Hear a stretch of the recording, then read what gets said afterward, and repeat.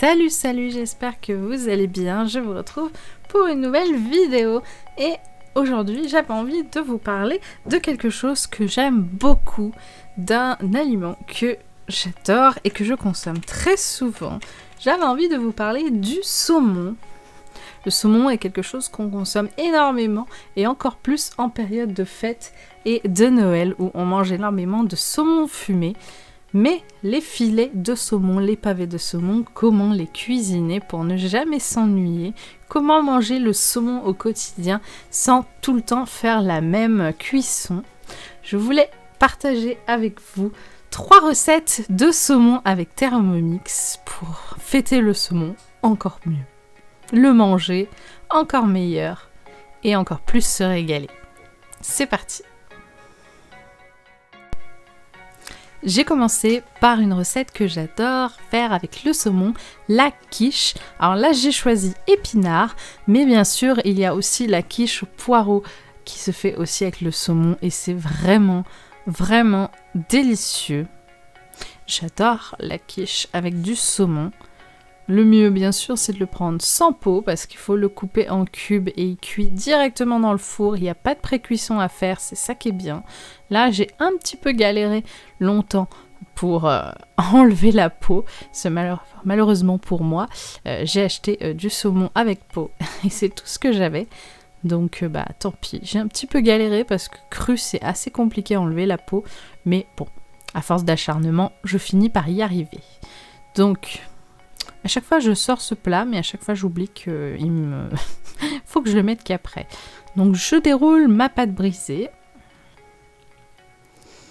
J'essaye de la tirer très légèrement pour bien l'étaler. Je vais venir la piquer avec mon petit accessoire qui est juste là, dans le tiroir. Hop.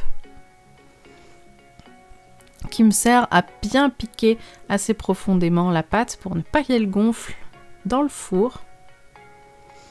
Je fais même 2 passages pour que ce soit assez piqué et voilà. Là maintenant, je peux retourner chercher mon plat et mettre ma pâte dedans. Voilà, parfait. Maintenant, je découpe le papier cuisson qui dépasse, sinon ça cuira très mal dans le four.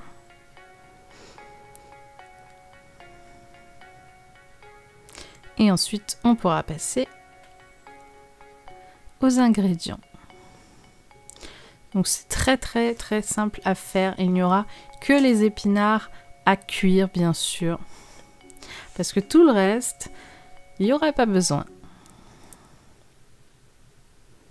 Je commence par faire cuire les épinards avec du beurre.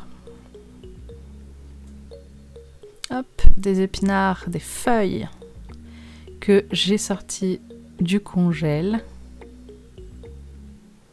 Donc j'ai fait cette recette la semaine juste après la vidéo, vous savez, une semaine de repas vide congèle. Ben voilà, la semaine d'après, où j'ai filmé toute cette semaine, la semaine d'après j'ai fait cette recette. Donc le deuxième sac de feuilles d'épinards, il est pratiquement passé entier. Donc j'avais plus de feuilles d'épinards en feuilles dans le congèle. Donc c'était très bien.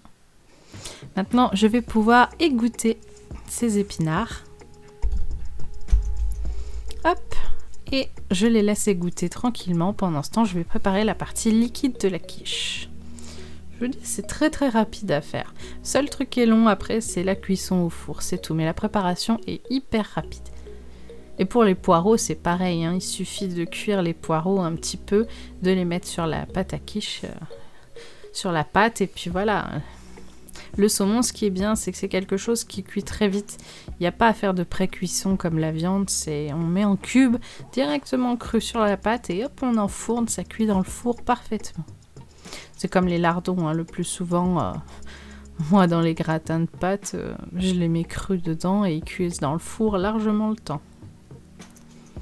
Hop, un petit coup de mixage.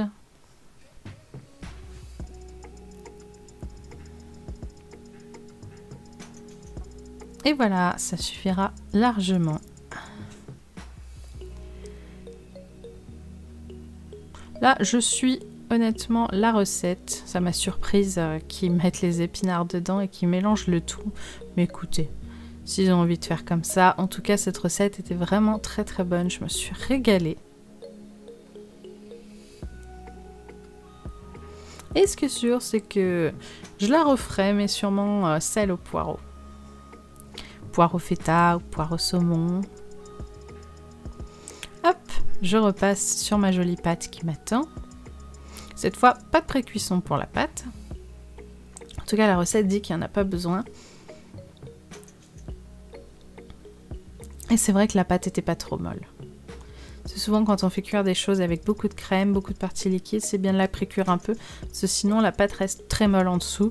Et quand vous allez couper votre quiche, vous allez la servir, tout va s'effondrer en dessous parce que la pâte va rester très molle. Mais là, c'était pas le cas. C'est vrai que le jus des épinards, ça s'évapore assez vite quand même au four. Donc voilà. J'étale bien mes épinards au beurre, mélangés avec la crème et les œufs. J'essaye d'étaler un peu partout, que ça fasse pas une grosse bosse au milieu et pas grand chose sur les côtés. Je viens répartir mes jolis cubes de saumon. Donc j'ai pris le temps de couper mon saumon en cubes pendant que ça cuisait.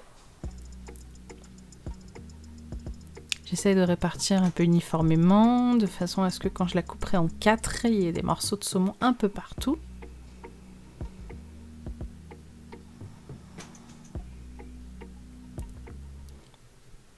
Et ce n'est qu'ensuite que je vais rajouter la feta. Pot que j'ai quand même galéré à ouvrir, hein, je vous avertis. J'ai fait une grosse coupure parce que j'ai quand même mis 2 minutes à l'ouvrir. Elle était tellement serrée fort que j'ai dû y aller avec un couteau pour arriver à soulever le couvercle. Allez, la touche finale, la feta, bien sûr, j'adore la feta, mais si vous n'aimez pas ce fromage, vous êtes libre bien sûr de mettre autre chose qui plaît à vos papilles, de la mozzarella ou simplement de l'emmental râpé, enfin ce que vous aimez. Mais moi en tout cas, je suis hyper fan de feta et en plus chaude, légèrement fondue sur une quiche ou une pizza ou une tarte, c'est vraiment le meilleur des fromages. Allez, au four. Et voilà, un peu de cuisson plus tard. Alors faites attention, le four, ne faites pas confiance au temps de cuisson marqué dans les recettes. Vérifiez bien sûr que ce soit assez cuit. Vérifiez un peu avant que ce soit pas trop cuit. Voilà, il faut toujours vérifier avec son propre œil et pas faire confiance uniquement à la recette. Mais en tout cas, je me suis régalée, c'était vraiment hyper bon. Je crois même qu'il y en a une part au congèle parce que ça faisait un petit peu trop d'épinards. Pour cette deuxième recette, j'ai fait une papillote avec Thermomix, donc une petite papillote vapeur, avec saumon, couscous et petits légumes. J'ai commencé par décongeler 2 morceaux de saumon. J'ai sorti 2 papiers cuisson qui vont me servir à faire mes papillotes. Donc là, je ne vais pas m'embêter à enlever la peau, je la pose directement sur le papier et ça cuira comme ça. J'ajoute un petit filet d'huile d'olive sur mes saumons, ça permettra de rajouter un peu de matière grasse et de faire qu'ils cuisent bien, c'est très important.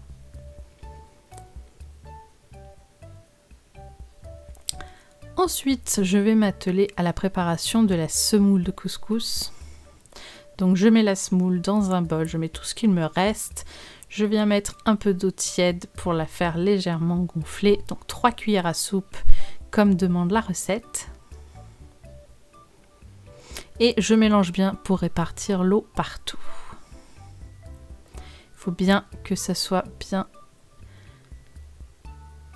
bien mélangé. Je soulève légèrement le bol pour ne pas taper sur le Thermomix, pour ne pas abîmer la balance. Ensuite, je viens répartir ma semoule entre mes 2 papiers cuisson. Donc là, je l'ai juste aidé. La semoule, je l'ai juste mouillée avec de l'eau pour que pendant la cuisson vapeur, ça puisse la faire gonfler et la faire cuire, la faire finir de cuire, quoi. Voilà. C'est comme ça qu'on cuit la semoule. Juste avec un petit peu d'eau et la chaleur de la vapeur. Hop. C'était rapide. Bon, il m'en restait pas assez par rapport à ce qu'il demandait. Il devait me manquer 20 ou 30 grammes. Mais bon, on n'est pas à 20 grammes près. Hein. Voilà. C'était largement suffisant pour une personne, pour un repas. Et légumes, il y avait soit légumes frais d'hiver coupés en morceaux, mais j'avais pas vraiment envie de mettre des courgettes en plein hiver. Ou sinon, tout en bas de la recette, il y avait marqué, si vous voulez, vous pouvez mettre des légumes surgelés. Ne changez rien, le temps de cuisson sera pareil. Bon, bah, j'ai choisi les légumes surgelés, donc des légumes pour wok. J'aime beaucoup ça. Il y a plein de légumes variés et ça permet de pouvoir mettre des légumes facilement et rapidement dans ces assiettes. C'est pas cuisiné, hein, c'est des légumes bruts. Il n'y a pas d'assaisonnement, il n'y a pas de sauce, rien du tout. Juste des légumes bruts et c'est tout. Souvent, ces légumes-là, je les sers avec des nouilles et de la sauce soja d'ailleurs. Un petit peu d'aneth sur le saumon. Et je vais être prête à refermer les papillotes. Alors, le chéri n'aimant pas le saumon, ces recettes sont uniquement pour moi. Le papier se déchire très légèrement sur le dessus. Il est assez fragile celui-là, mais bon.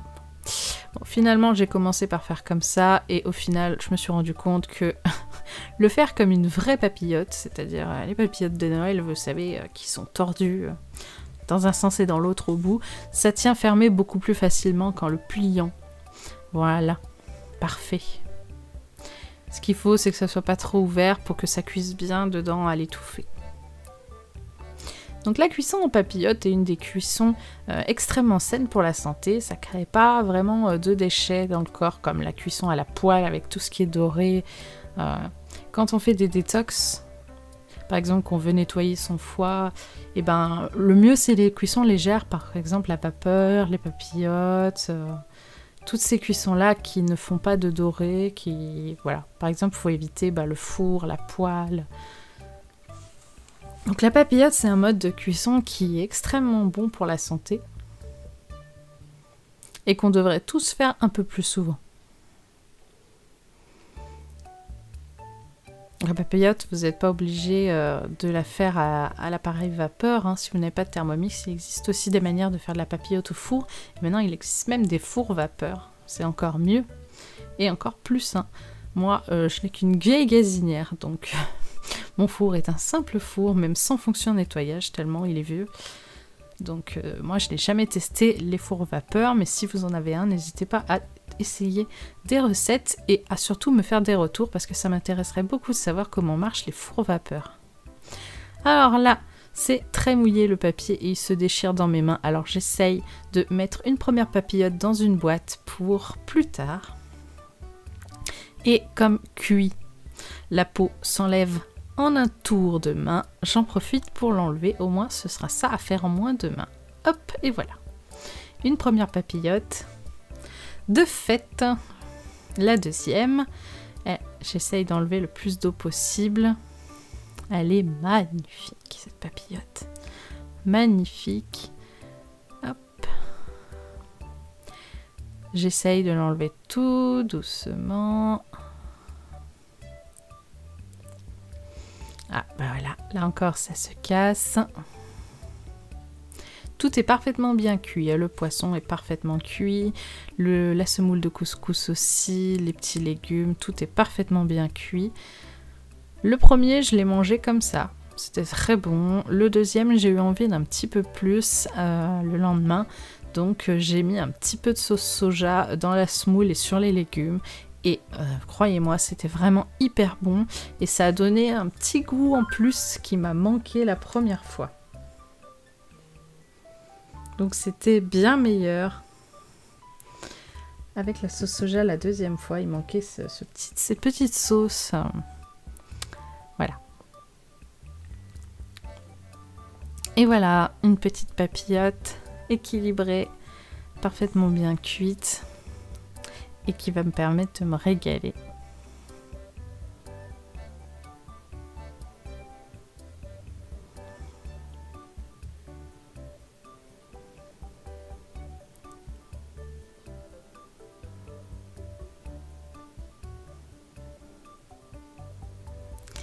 La troisième recette, j'ai fait des boulettes de saumon servies avec des pâtes fraîches.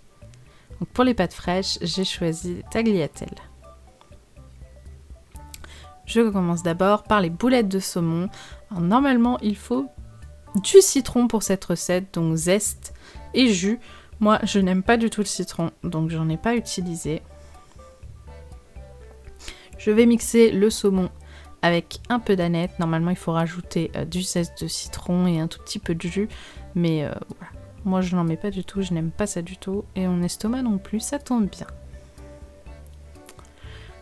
Donc, un petit peu de sel, et on va mixer ça de façon à faire une pâte. Faire des boulettes de poisson, au final, c'est beaucoup plus simple que faire des boulettes de viande. C'est souvent les boulettes de viande, si on veut qu'elles soient bien fermes, il faut mettre du mie de pain, de l'œuf, etc. pour créer quelque chose de très compact, qui se tient bien. Le poisson, c'est tellement collant qu'il n'y a pas besoin de tout ça, ça colle tout seul. C'est assez compact pour faire une belle boulette, et pas besoin de rajouter plein de choses dedans. Je préserve ça dans un bol pour plus tard. Et là, maintenant, je vais lancer tout de suite la suite de la recette. C'est vrai que j'aurais pu lancer les tagliatelles. Mais ils font faire les boulettes d'abord. Ah mais il se fait ça cuit tout en même temps. Donc je mets des gants parce que j'aime pas vraiment avoir les mains toutes sales et pleines de poissons. C'est pas quelque chose que j'apprécie. Je fais des boulettes de taille à peu près égale. J'essaye, hein.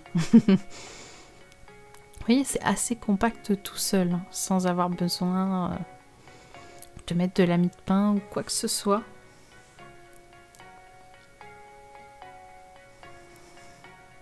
Et j'appuie à peine pour faire la boulette. La viande, ça me prend beaucoup plus de temps que ça. Hop.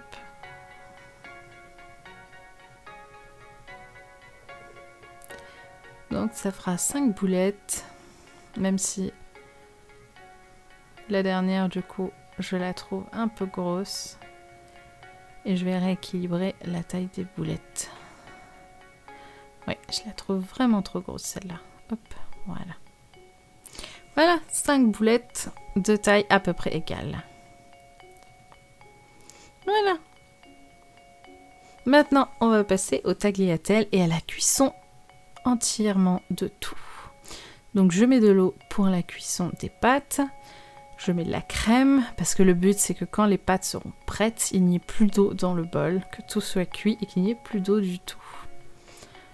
Donc je fais la sauce directement dans l'eau de cuisson. Donc de la crème dans l'eau, et normalement il faut aussi rajouter du jus de citron. Mais comme je n'aime pas ça, je n'en mettrai pas. Je viens mettre les tagliatelles, mais comme elles sont vendues en un énorme bloc, ben j'essaye de les séparer un petit peu parce que sinon ça cuira très très mal là-dedans si je les mets tout dans un bloc comme ça. Les pâtes fraîches, c'est vrai que c'est pas souvent que j'en achète. On a des pâtes sèches chez nous, mais les pâtes fraîches, c'est très très rare. C'est souvent quand on me les demande pour une recette que j'achète des pâtes fraîches, ou quand des fois il y a des promos très intéressantes et que je me dis bah pourquoi pas. Voilà. Bien sûr, l'assaisonnement.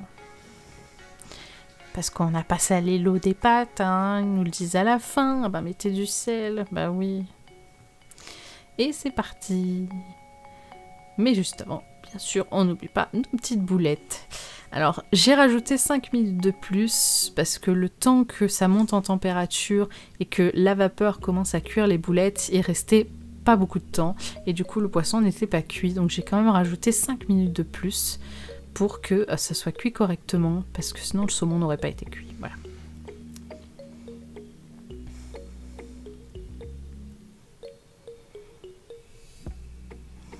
Et voilà, et normalement, il n'y a plus que de la sauce. Donc plus que de la crème et plus d'eau. Et les pâtes sont parfaitement bien cuites. Bien sûr, ça les a légèrement coupées, hein, les hélices qui tournent, etc. Mais c'est pas très très grave. Allez, il est temps de se servir une belle assiette et surtout de se servir ces belles boulettes avec. Je vais choisir ma cuillère à spaghetti, celle qui me sert à cuire les spaghettis à la casserole, qui est parfaite pour se servir des pâtes également. C'était vraiment délicieux. Honnêtement, le citron aurait été de trop dans ce plat. Moi, j'aurais pas aimé avec le citron. J'essaie de laisser une petite place dans l'assiette parce que je vais servir cette assiette avec des petits légumes, bien sûr, que j'ai fait à la poêle pendant que tout ça cuisait. Voilà. Maintenant, je vais reprendre la spatule et je vais prendre mes boulettes qui sont parfaitement bien cuites et bien compactes. Donc je me sers les 5 bien sûr parce que le chéri n'aime pas ça. Mais les pâtes, j'ai tout fait parce qu'il va s'en servir aussi. Et voilà.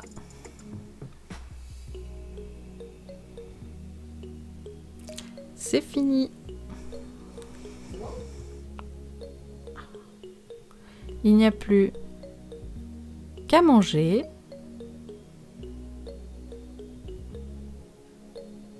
Et surtout à se régaler. Bon, le steak haché, ce sera pour lui, parce qu'il n'aime pas le saumon. Et bien sûr, la crème, ça se met partout.